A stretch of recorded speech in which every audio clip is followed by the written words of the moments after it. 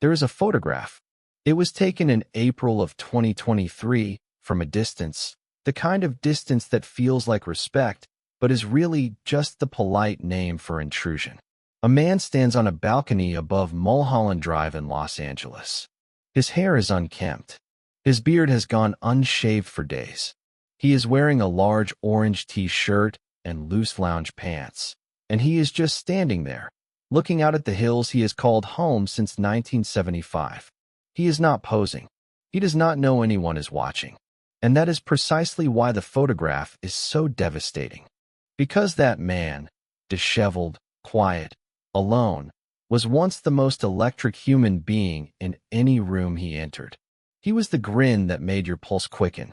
He was the voice that made theaters go absolutely still. He was the man who looked directly into the camera in ways that felt illegal, as if he could see not just the scene, but something behind it, something older and darker and true. So who is this man on the balcony? What happened to the legend? And why, of all the endings a man like Jack Nicholson could have written for himself, did he choose silence? What do you do when you discover that the story of your own life, the one you believed in completely, the one that made you who you are, was never real? And what does it mean when the most private thing about a very private man is also the most heartbreaking? Stay with this, because the truth about Jack Nicholson is far more complicated and far more human than any role he ever played. The town of Neptune City, New Jersey, sits just a few miles from the Atlantic Ocean, and in the late 1930s, it was the kind of small American town that smelled like salt air and kept its secrets with the same devotion it kept its Sunday best. The streets were modest. The houses were close together. Everyone knew everyone, and that closeness was both comfort and cage. It was here, on April 22, 1937, that a boy named John Joseph Nicholson came into the world. He was raised by a woman named Ethel May, a hairdresser, a beautician, an amateur painter, who was warm and practical and fiercely devoted to the child she called her son. The man in the house was John Joseph Nicholson Sr., a department store window dresser who was quiet and steady, not a man of many words, but a man of reliable presence. And there was an older sister named June, vivacious and theatrical, and full of some restless hunger that Neptune City couldn't contain. There was another sister named Lorraine, too. This was the family. This was the house. This was the story the boy knew. Young Jack, Nick, as they called him at Manasquan High School, was not a quiet kid. He was voted class clown by the class of 1954. He served detention every single day for an entire school year, not because he was cruel or dangerous, but because he was alive in a way that did not fit neatly inside four walls and a lesson plan. He was the kid who made the whole room erupt, who could defuse a tense moment with a single look, who felt things loudly and wore them openly. Teachers found him exhausting. Classmates found him irresistible. But even then, beneath all that electricity, there was something unresolved, something he would not have had language for at 15. A boy raised in a house of women, with an absent father figure, with a kind but emotionally opaque grandmother-mother, and a glamorous older sister who had lit out for Miami to be a showgirl when Jack was barely 4 years old. He had a brother-in-law named Shorty, the husband of Lorraine, who was the closest thing he had to a male role model. He worshipped Joe DiMaggio from a distance, the way boys worship men they cannot reach. In 1950, when Jack was 13, he came to California for the first time to visit June, who had since relocated to Los Angeles. He walked into a city that felt like the future, gleaming and reckless and wide open. He took a brief job in the MGM cartoon studio run by William Hanna and Joseph Barbera, and they offered him a shot at animation work. He turned it down. Even at 13, he knew. Not films. Not drawing. Acting. The thing where you stood in front of people and made them feel something they couldn't articulate. That was his territory. When he was 17, he followed June to Los Angeles permanently. She helped him find an apartment. She was his anchor in a strange city. She was his big sister, and he loved her fiercely, and he was grateful every day that she was there. He did not know, could not have dreamed, that she was his mother. The year is 1974.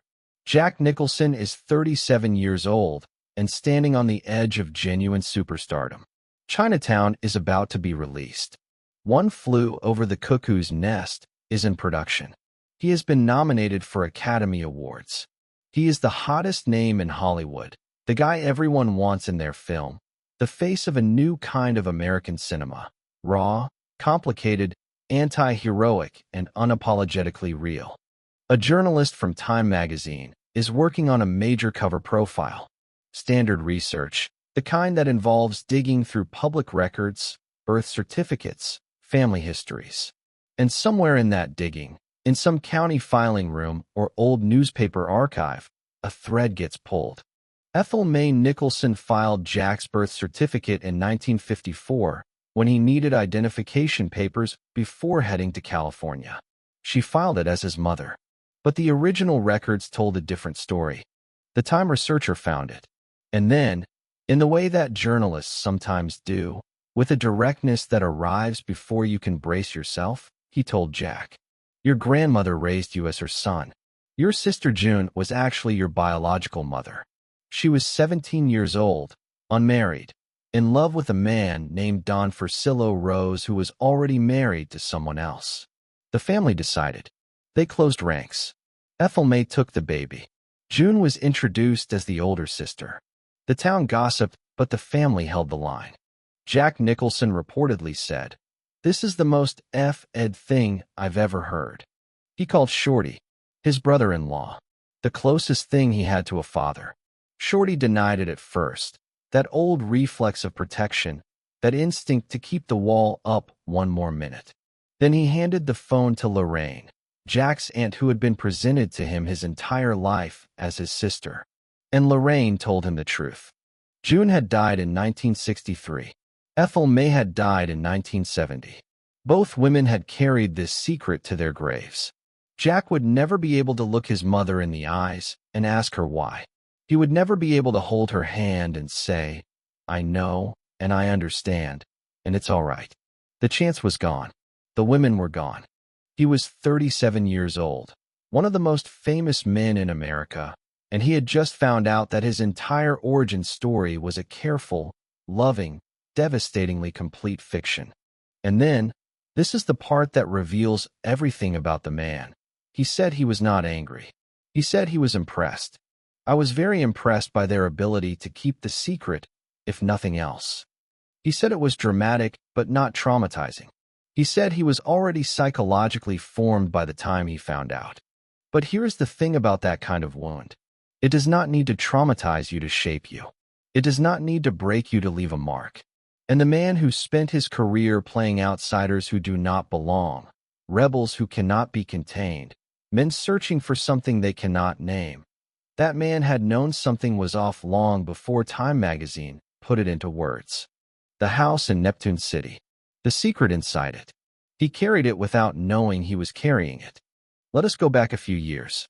Before the revelation. Before the glory. To the stretch of time when Jack Nicholson was not yet Jack Nicholson. When he was just a young man from New Jersey who had come to Los Angeles with a dream so enormous it embarrassed him to say it out loud. The late 1950s and early 1960s in Hollywood were not kind to unknowns. You could spend a decade waiting for one phone call that might not come. Jack did low-budget horror films for Roger Corman. He wrote scripts that nobody bought. He took acting classes with a group called the Players Ring Theater, practicing his craft in rooms that smelled like old wood and ambition. He worked. He kept working, and the phone stayed quiet. He was drinking more than he should have. He was bouncing between relationships that went nowhere. He was watching peers get opportunities he wasn't getting. There is a particular kind of despair that comes not from catastrophic failure, but from the slow accumulation of ordinary disappointment. The audition that went well, but led to nothing. The part that went to someone else. The year that passed that looked exactly like the year before it. By the mid-1960s, Jack Nicholson was nearly 30 years old and had almost nothing to show for it by Hollywood's brutal metrics. He had friends. He had a marriage to actress Sandra Knight that was falling apart. He had a daughter, Jennifer, born in 1963, the same year his mother, his sister, June, died. He was grieving in a house that was coming apart, in a career that had not yet started, in a city that did not particularly care whether he made it or didn't. There is a specific quality to the darkness of that period that people who have been through it will recognize instantly. It is not dramatic darkness. It does not announce itself. It is the kind that settles in gradually, like weather, until one morning you wake up and you can't quite remember what it felt like to believe something was coming. Jack Nicholson came very close to quitting, and then something shifted. He almost missed it entirely.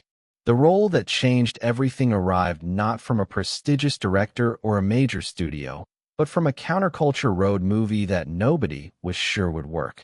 Easy Rider. 1969, Dennis Hopper directing. Jack cast almost by accident, stepping in at the last minute when another actor dropped out. He played George Hanson, a small-town lawyer, an alcoholic, a man who dreamed of freedom but had buried that dream under years of accommodation. A man who talked about Venus and aliens and meant every word. He was on screen for maybe 40 minutes. He was nominated for an Academy Award for Best Supporting Actor. The telephone started ringing. This is what a breakthrough actually feels like. Not triumphant and clean, but disorienting and almost suspicious. Like you've been waiting so long that when the thing finally arrives, you can't quite trust it. Jack Nicholson stood in that moment in 1969, and he must have felt something complicated. Relief, certainly, but also a kind of vindication that has an edge of anger in it, because the decade before it had been genuinely hard, and hard years leave their marks even when better years arrive. But he did not stop. He doubled down. 5 Easy Pieces in 1970. Carnal Knowledge in 1971. The Last Detail in 1973. Chinatown in 1974. Each film was not just a commercial success, but a statement. This is a different kind of movie star, one who refuses to be easy, who will not be likable for its own sake, who brings something raw and unresolved to every frame. Roman Polanski directing. Robert Towne writing. The best script of a generation. And Nicholson at the center of it, playing Jake Gide, a man who thinks he understands the world and is wrong about everything. The irony was not lost on him. He was playing a man blindsided by hidden parentage in Chinatown. During the same year, he discovered his own hidden parentage in real life. Art and life had collided so precisely it felt like a message from somewhere. Then came One Flew Over the Cuckoo's Nest. 1975, Randall P. McMurphy, the anti-authoritarian patient at a mental institution who becomes an accidental leader, who fights not because he has a plan, but because he cannot stop himself from fighting. The role was perfect for him in a way that transcended craft. Jack Nicholson did not play McMurphy. He was McMurphy, that irreducible, ungovernable life force that refuses to be extinguished even when all the systems around it conspire toward silence. The film swept the Academy Awards. Jack won Best Actor. He stood at the podium and grinned that grin, the one that was already becoming famous, the one that said, "I know something you don't," and the room loved him, and he loved the room, and it was one of those rare Hollywood nights when the right person wins and everyone knows it. The 1970s gave way to the 1980s, and the momentum only built. The Shining in 1980, directed by Stanley Kubrick, where Jack Nicholson played a man unraveling at altitude in an empty hotel, gave the world one of cinema's most iconic images. That face coming through a broken door, that voice saying something that became instantly mythological.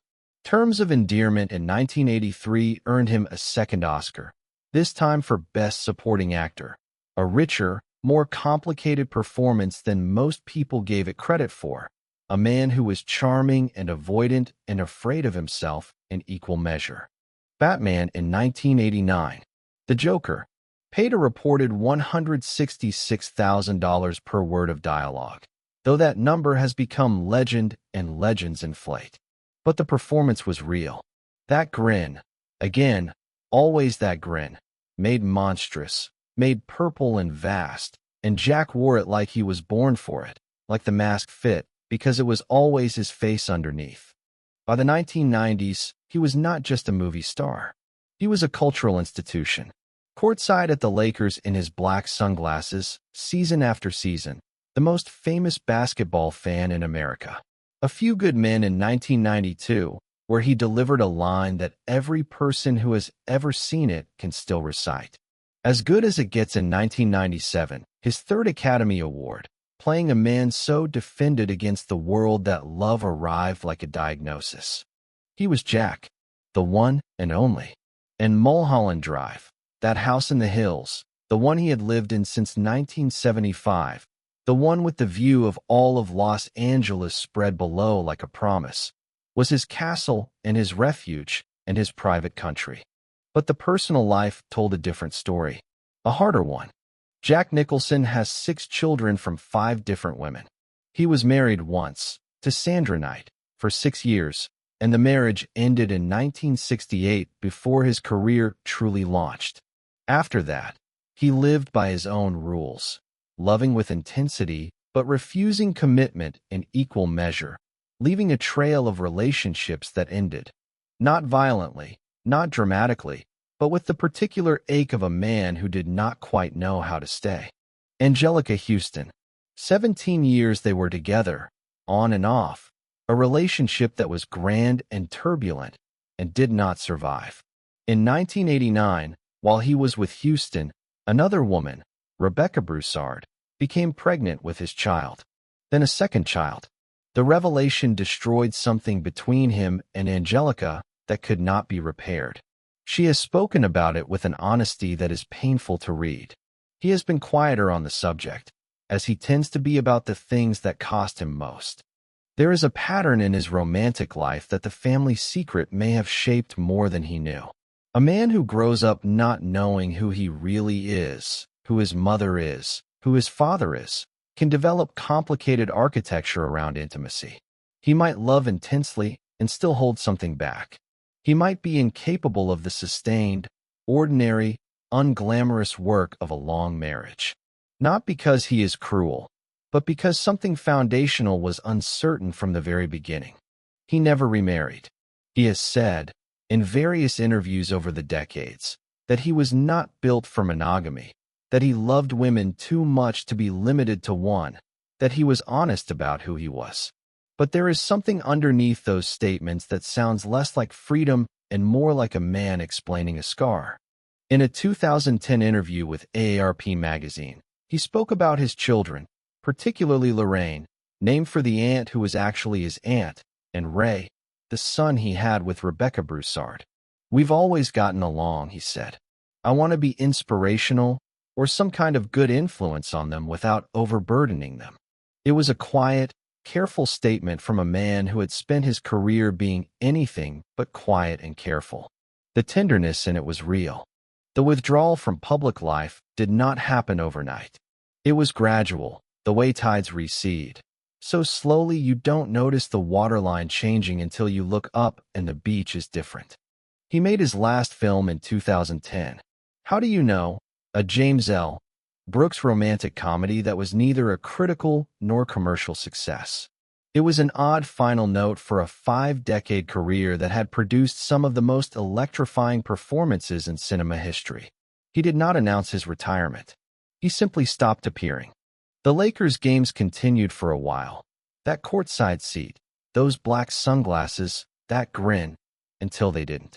His last confirmed public appearance at a game was in 2023. Before that, he had been seen at the 2022 season opener and at a playoff game, and fans had noticed the sunglasses were the same, but something was different in the face beneath them. Something slower, something further away. Reports from sources close to him began circulating about memory loss. An insider told Radar Online that he was struggling with the brain. Another source claimed, several years earlier, that the decision to stop acting was simple. He could no longer remember his lines. At 76, Jack has memory issues, one source said. The claims were never formally confirmed by Nicholson or his representatives, but they were never meaningfully denied either. In April 2023, paparazzi captured him on that Mulholland Drive balcony, disheveled, alone, the orange t-shirt, the wild hair, the eyes that were looking at something the camera couldn't see. The image spread across the internet. Fans expressed concern. Others expressed something sadder. Not concern but grief, the preemptive kind, the grief of watching something irreplaceable diminish. But in February 2025, something unexpected happened.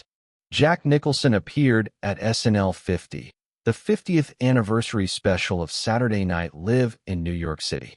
He arrived with his daughter Lorraine at his side. He was using a cane. He sat in the audience and accepted the room's love. Adam Sandler took the stage and said, "Yeah, let's hear it for Jack, baby. Jack made it out tonight. Love you, brother." The audience erupted. Jack grinned. There it was. That grin. Still there. Still incandescent. Still the most recognizable smile in the history of American cinema. Danny DeVito, his oldest friend, the man who grew up in the same small corner of New Jersey without either of them knowing it, who played alongside him in Cuckoo's Nest, In Terms of Endearment, and so many others, spoke to People magazine about his friend in 2025. "I just saw Jack a couple weeks ago," he said. "It was his birthday a month ago, and he's great." That word, great, said by a man who has known him for 50 years and uses it with the specificity of someone who means it precisely. Laura Flynn Boyle, who dated Jack for 7 years, was characteristically direct when asked about him. "The world of Jack is always here. There's no retiring for the world of Jack." She said he spends his days making magic. It is the kind of statement that sounds like spin until you consider the source, and then it sounds like something true told in the only language available. James L. Brooks, his director and friend, told The Hollywood Reporter that he would not be surprised to see Jack work again. "I mean, it's been a hunk of time, but I don't know." Jack never announced his retirement. Jack never announces anything. He simply makes choices and lets the world interpret them. He is 88 years old now, living alone in his home on Mulholland Drive, the house he has lived in for 50 years, the house with the view of all of Los Angeles. He has 6 children. He has grandchildren. Lorraine posts family photos occasionally, glimpses of holidays, of reunions, of her father at the center of his family with the ease of a man who has come, finally, and at considerable cost, to understand what matters. He reads, reportedly. He follows basketball. He receives visitors. He is present in a smaller, quieter way than he was for 5 decades. But presence does not always mean visible. There is a philosophy in Jack Nicholson that was never systematized, never made into a brand, never turned into a quote for a motivational poster. It was lived, imperfectly and specifically, in the choices he made and the work he left behind. He believed in authenticity above comfort. He played villains without apology and heroes without sentimentality and ordinary men without condescension, and in all of them, he found something genuinely human to inhabit. He brought himself to every role, not his biography, but his truth, the emotional weather of a man who knew from childhood that surfaces could lie, that the story you were told about yourself might not be the real story, that you had to find your own ground and stand on it. He believed in freedom in ways that were sometimes selfish and sometimes wise. He refused to be owned by the industry. He refused to make films he didn't want to make. He said no to things that would have made him richer and said yes to things that made him better. And in that calculus, he became one of the few actors in history who can claim a body of work with almost no embarrassments, no cynical cash grabs, no surrender to market forces. And in his later years, in the quiet of Mulholland Drive, he seems to have found something he spent decades running from. Not peace exactly. Peace sounds too finished, too concluded for a man like him, but a kind of acceptance. The house is the same house. The view is the same view. He has watched Los Angeles change from that hill for 50 years, watched the city grow and sprawl and contradict itself and endure, and he has endured alongside it. 3 Academy Awards, 12 nominations, 5 decades of work, 6 children, 1 marriage, countless loves, 1 house on a hill, 1 grin that changed everything. There are moments when a story stops being about one person and starts being about all of us. This is one of them. Think about what it means to build your entire sense of self on a foundation that turns out to be different from what you believed. Think about finding out, at 37 years old, that the woman who raised you was not your mother, that the woman you called your sister was, that the people you loved most had kept a secret not out of cruelty, but out of love, and that love and deception can live in the same house for decades without disturbing each other. Most of us would collapse. Most of us would spend years in the wreckage, excavating, accusing, mourning what we couldn't have. Jack Nicholson said he was impressed by their ability to keep the secret. He went back to work. He made Chinatown. He made Cuckoo's Nest. He built something enormous out of material that included that wound, incorporated it without being destroyed by it, the way old trees grow around the things that damage them and become stronger at the break.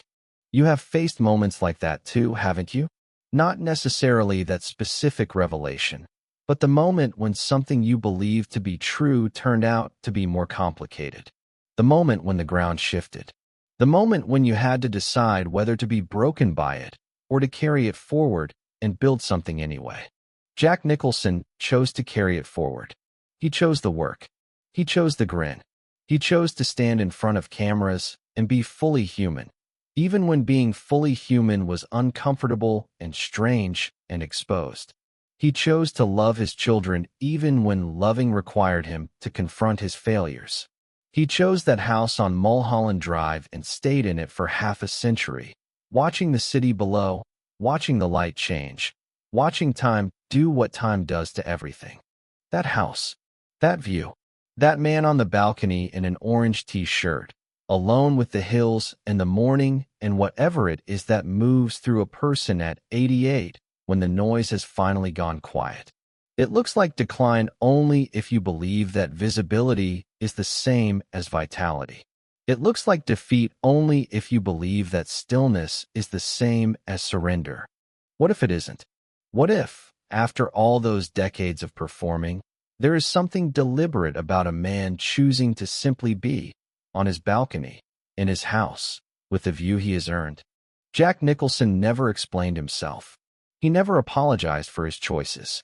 He never asked for your understanding, though he got it anyway, because the work made understanding unavoidable. The question he leaves you with, the one that lingers after the credits of his life, like a long last shot before the screen goes dark, is this: when your own story is rewritten, when the ground shifts beneath you, when the secret comes out and the foundation cracks, what do you choose to carry forward? And what do you choose to become? Script end. Total word count, approximately 4,200 words.